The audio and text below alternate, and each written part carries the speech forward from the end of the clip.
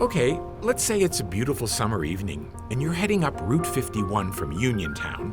And as you approach the town of Perryopolis, you notice an unusual light on the hillside on the left side of the road.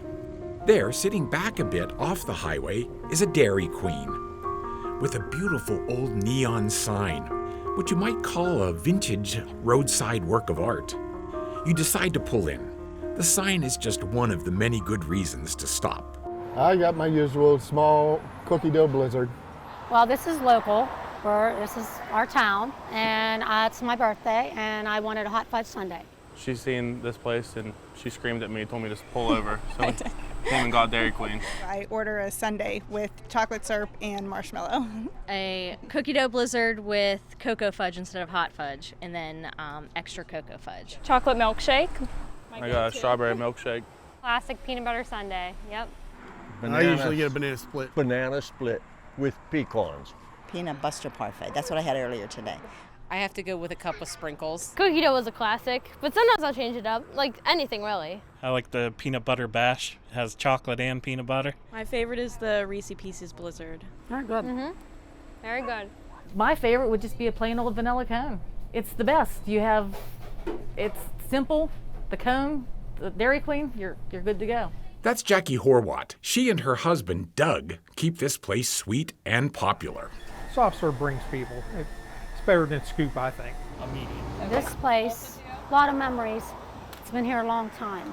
I've been coming here since I was 4 years old, probably. That's when it was built, when I was 4 years old, and my family loved it. We stop here regularly. It's the place to get ice cream all the time, so you just kind of wait for it to open up every summer. Yep. My favorite day was the first day that we opened for the season, and everybody would come in and be so excited to see all of us and get ice cream.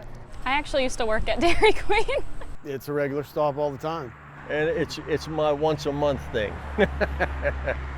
I mean, when I was a kid, we came and I was like, I'm going to work there one day. Yeah. That's how it Came kind all of the played time. out. We came from Monroeville, and we're coming here to buy a dirt bike. My first trips were with my uncle. He used to let us in the back of his truck, and we would come down to here, and this is where he'd bring us for ice cream. We stopped after open house from the school. And my wife actually works at the school, and they have the open house tonight, and she told us she needs a blizzard. Once it's open for the season, there's always a line, that's for sure. It's my second visit today. Well, I love the old buildings and the history of older buildings.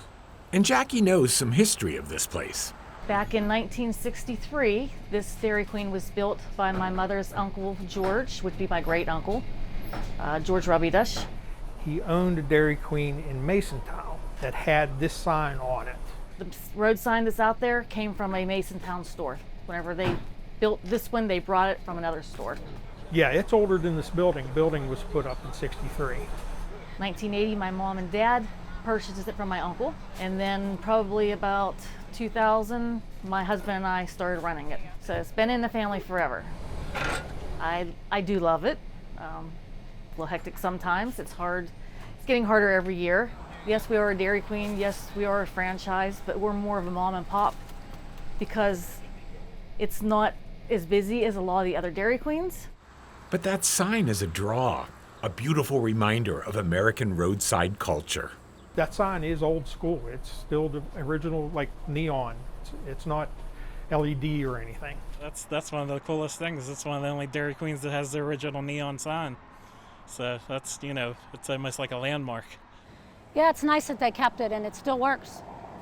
I've noticed it, and I've looked up at it, and I figured it's probably pretty old. Yeah, I grew up in this town, so I've seen that sign since I was little. After baseball games, football games, everyone used to come. Oh yeah, it's older dirt. That sign's been there since I was not even able to see over the counter. Yeah.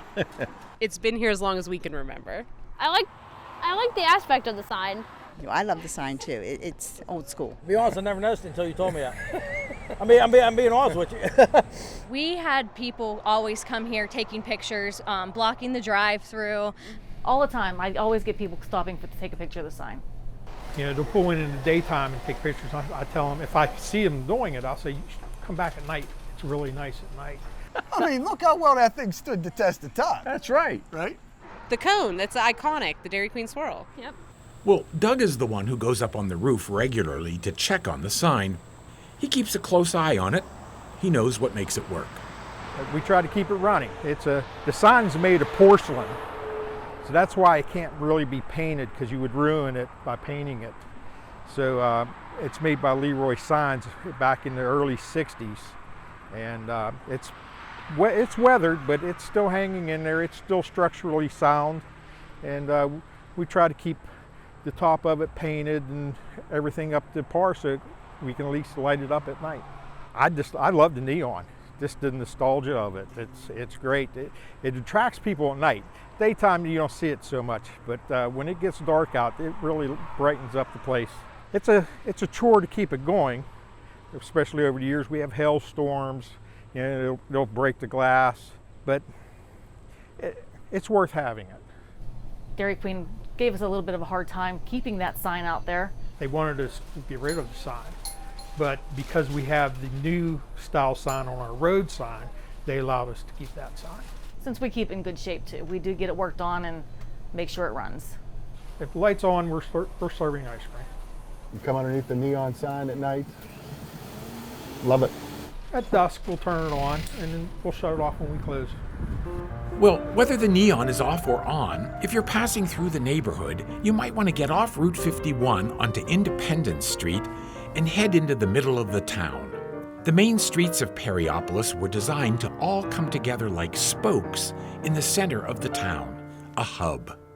The center of the circle up there, shaped in a wagon wheel, all the streets that come to the wagon wheel. It was all mapped out like a wagon wheel, and yeah, the town square, but we all call it the circle. Right, it's the circle. Right. Or if you're a kid, it's going to hang uptown. Yeah. That's where I was always at, uptown. In 1814, this town was named for Oliver Hazard Perry, who won the Battle of Lake Erie in the War of 1812. He's on the history mural nearby, but so is George Washington, who owned more than 1,600 acres of land around here, who came up with the street plan, and who had a grist mill built that has been faithfully reconstructed on its original site. Washington liked this area very much and even thought it should be considered a good spot for the new U.S. government. It was almost the capital.